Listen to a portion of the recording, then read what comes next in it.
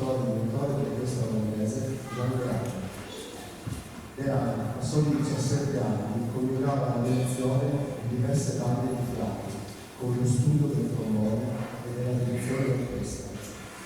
Terminati gli studi, viaggiò per l'Europa occidentale, gli Stati Uniti, l'Iran e il Giappone, in veste di affermato direttore.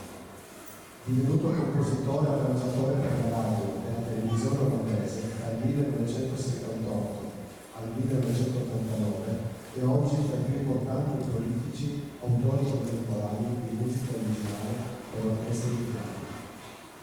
Il titolo, Impressioni dell'alba, è un riferimento ad uno dei momenti più suggestivi della Media montagna, l'alba e i colori, l'atmosfera magica che nasce dall'incontro fra sole e venti nevati, il magnifico paesaggio tipico degli alpini. Il brano introdotto da un tema soggente evocativo e caldi raggi solari cede il passo ad una crescente tensione con il momento meraviglioso, ben nei due temi esposti che si ripresentano durante l'intera esecuzione, ulteriormente sviluppati con il gesto di nuovi schemi ritmici ad evocare l'ascensione di Dio. A Sunrise Impression del maestro Jean Leano.